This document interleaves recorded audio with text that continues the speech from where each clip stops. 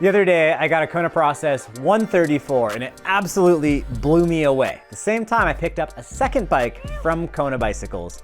Today, we're gonna unbox that, put it together, and hopefully get some mileage on the trails. Let's check it out.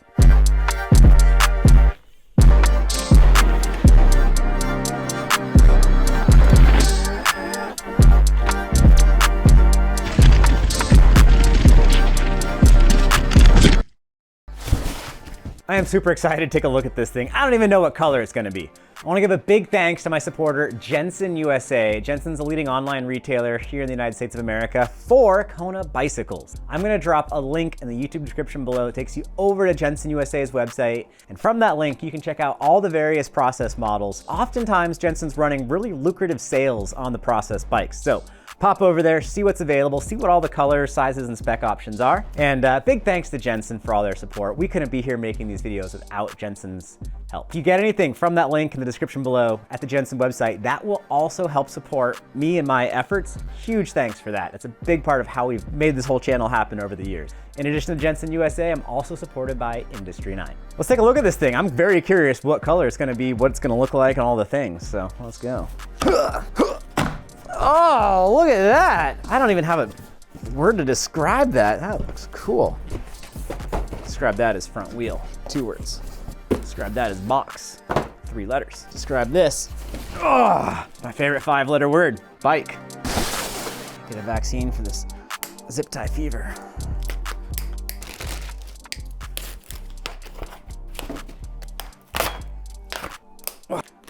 Look at that, medium Process 153 DL. I am 5'8", 174 centimeters, riding a size medium.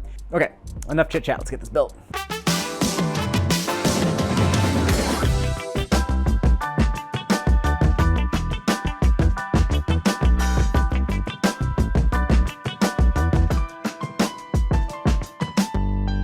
Pretty cool seeing the similarities between the 153 and the 134. We got to call it for tonight. I'm gonna come back and put this thing together a little bit later. Check in back with all of you when we're putting everything else back on here. So, peace.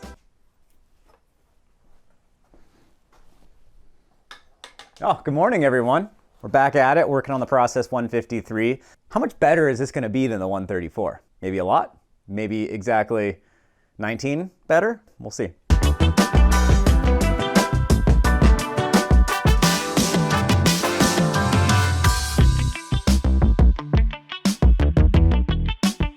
Different cable routing than the little one. Who knew? Kona knew. I didn't know. Wasn't there a video where a guy changed his brake fluid out for baby oil and it worked fine? They say don't use a vacuum bleeder on Shimano brakes because it can blow out a seal. So I use it, but I use it carefully, so I feel like I'm grandfathered in. Oh, that's so satisfying.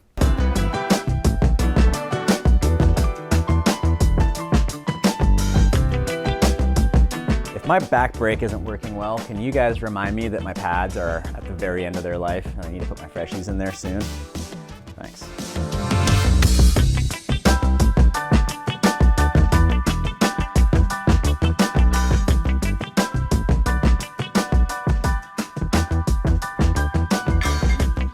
Today is Logan Patrick Nelson's birthday. Happy birthday, Logan. Happy birthday, Logan. Cool, look at this bike. Since this is a long travel bike, I'm expecting to go full send, so I went ahead and added 2 volume tokens to the Lyric fork. This right here would be the grown-up, the budding young adult. This would be the pubescent water bottle, and we have the child size upstairs. Oh, we might actually be in business. We gotta ride this, oh, we gotta go ride this thing somewhere safe. It's gonna be a fun bike.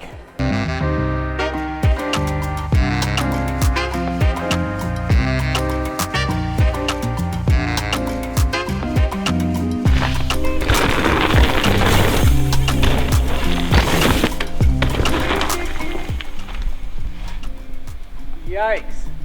I was thinking about this root ball and I just psyched myself out because hitting this would be a really bad day.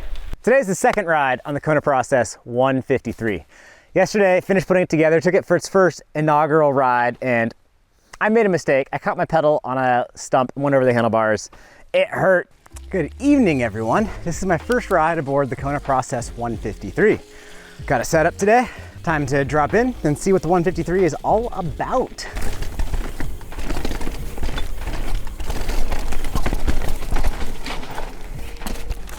Oh, oh, oh. GoPro mount broke. Ugh. Guys, I just had a massive brain fart. Came through this section, which I've ridden 1,000 times. It's all wet and slimy and slippery. And then I got distracted seeing everybody go to the left of this tree and I caught that stump with my left pedal. That hurt. 100% on me not being in the game. I'm okay. That hurt. That was a good sized little tumble. I just took a moment to find myself, get back present. Let's drop in again. I'm still kind of sore from that, but on that ride, I noticed that I needed to change the setup just a little bit from where I had it. One of the main things I did on this bike to make it feel a lot better was the cockpit. I ended up raising the stem as high as it would go on that fork steer, and the head tube length on both these bikes is particularly short. Not a huge deal, it just means smaller people can fit bigger sizes. But for someone like me, I'm 5'8", this is the size medium, I'm 174 centimeters. I wouldn't mind going to some even higher handlebars. I also swapped on a 50 mil stem from the 40 mil I had on it for the initial first ride. One other little setup thing I stumbled across was the fact that my daughter's water bottle happens to fit in that cage like a glove. So I'm gonna continue running that amazing Camelback bottle for as long as I can. It reminds me of her, she's amazing, and it's conveniently correctly sized. So this leverage curve is pretty good. But when I'm really pushing the bike and going faster, bigger hucks, I will bottom it a little bit easier than I'd like. So I wanna add like 10% progression to it or something. So probably 1 or 2 more volume reducers. And I've got a hunt, because I don't have many, for the RockShox Super Deluxe rear shock. One of the coolest things about the 153 is the fact that it likes to jump so much. This poppy playful term to me kind of means very little. This bike, when you get to something that you can use as a jump, it really likes to get more airborne than I would expect for that kind of travel that it has. There's a couple natural little roots on this trail that I just love trying to huck off, and I will definitely sign on that this thing hucked substantially more than I expected. At one point I threw in a bonus pedal stroke for one of them and went like an extra bike length of distance. That was cool. I'm also becoming a lot more comfortable with how this thing manuals. Lately I've been less stoked on the dissector rear tire and kind of enjoying that DHR2 more. So the dissector is a bit rounded. When you do a manual, the hardest part is going in a straight line, and the dissector you got to fight and keep it going in a straight line. It takes more energy than the square tire.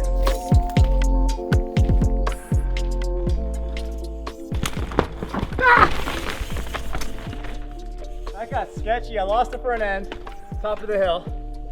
Got a little off my A game and then lost my front end again. That's on me and on the ice, not on the bike so much. Cornering on this bike has quite surprised me. The overall length is a touch shorter, but it's relatively stiff, so it ends up using that suspension in the turn in an interesting way. I can't put my finger on it absolutely yet, but the way it corners is a lot of fun. I had one of the fastest turns ever on this trail. Like, I can see it from where I'm sitting here, but don't worry, we didn't film it, so it'll never be seen. I'm still getting used to how to corner this thing, but so far it feels good. It feels like it's a very approachable mid-travel bike that is very comfortable on trails where you're maintaining a decent clip. Super tight technical stuff, I haven't really tried it a ton yet. I think it'll go okay, but I'm looking forward more to like jumpier, poppier, black diamond level trails. I'm blown away at how good these wah-wah pedals are. The traction on these pedals is phenomenal. I got these new Fox shoes and man, I've never ridden these Fox shoes before, but yeah, pedal shoe traction is absolutely next level. I'm very happy with those wah-wahs. I do wish they had stronger spindles because I bent that spindle on the metal one the other day, pacing a jump. That happens.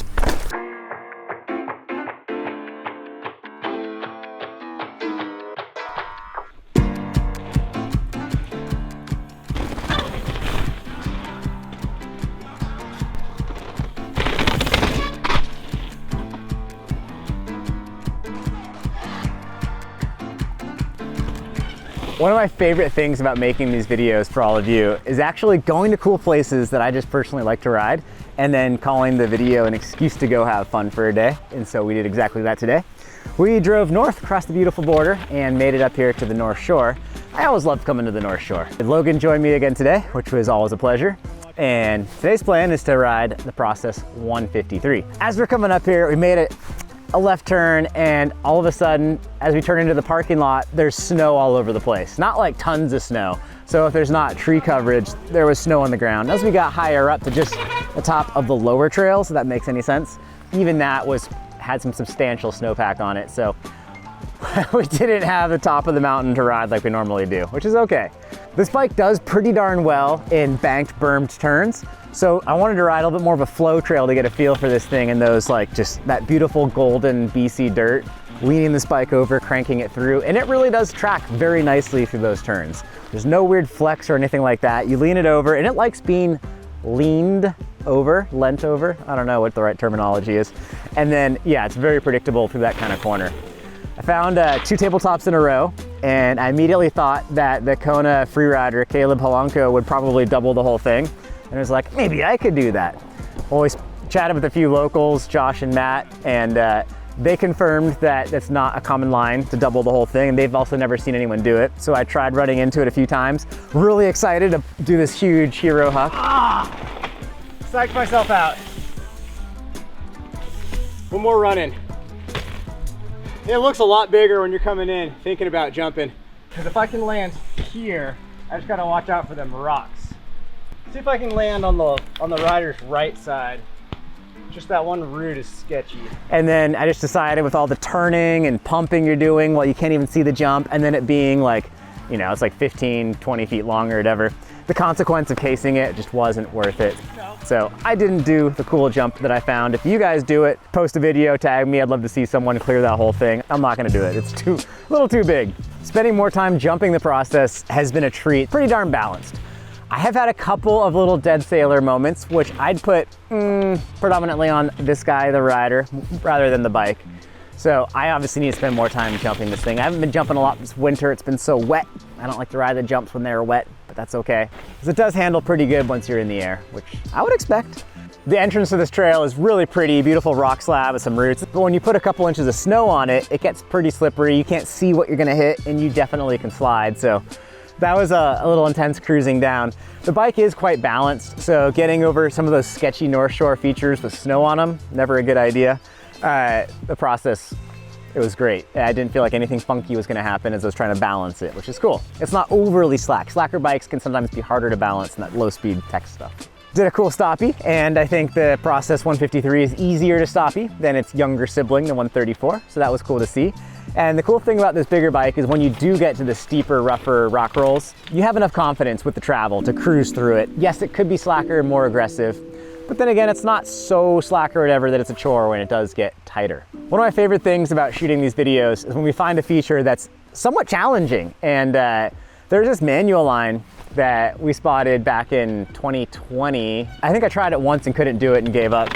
But today, I tried it a whole bunch and just kept like getting kind of down it, and then front tire would fall down. It was like, yeah, it's kind of neat, but not that cool. And so then I watched the footage back in slow-mo and saw that there's this root in the middle that was bumping my back tire, and that was then setting my front tire down. So from learning that, from rewatching my prior stuff, I was able to learn to treat it like a bump jump to a manual. And once I did that, got this really cool manual on this rock ledge, bump jump, manual, and off. And it was so satisfying to pull that thing off. And then I thought it would be fun to see Logan do the same thing on the smaller bike. So Logan and I just traded positions here. I'm trying to manual this ledge here right behind me. Now Logan's gonna give it a try on the little Process 134 that I think is gonna be a much easier bike for this maneuver. But Logan claims he's gonna have a hard time doing it because he doesn't have his clipless pedals on today. What do you think? I just need to ride. I haven't ridden it all today. Apologies in advance for my filming. That was scary for me. That was pretty sick. All right. Oh! I think like I had it, but I just got stiff.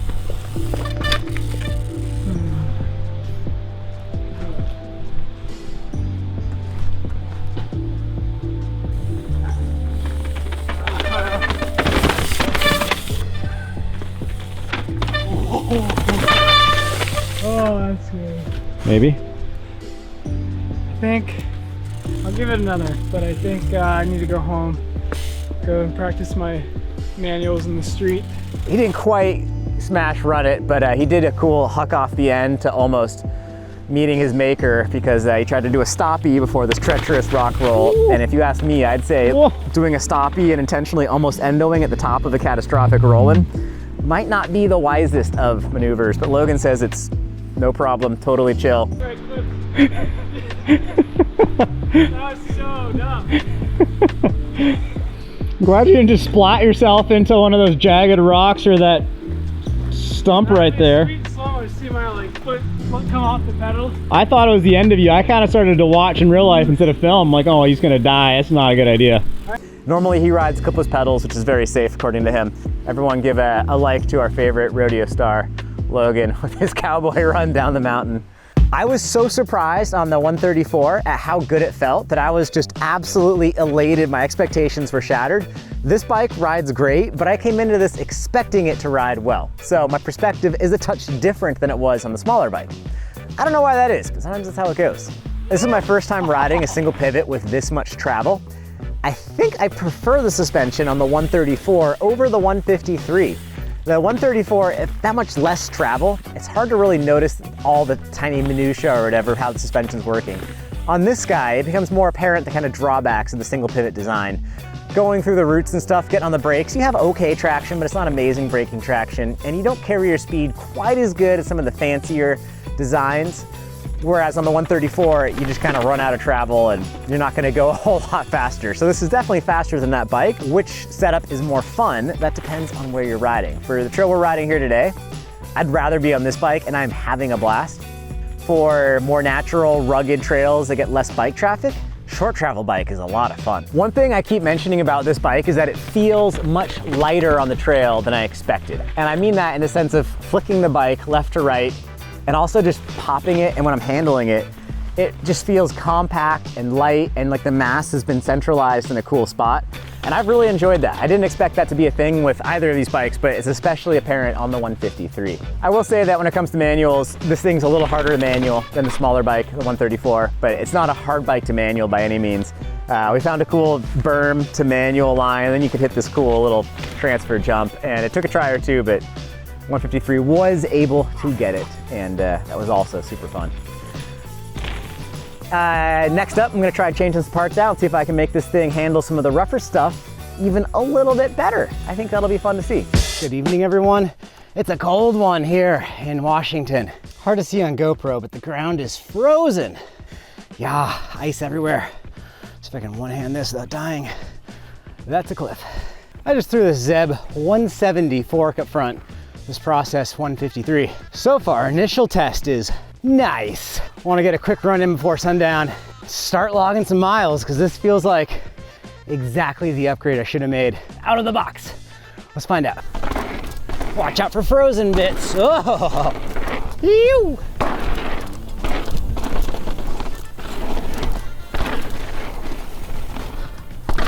Oh.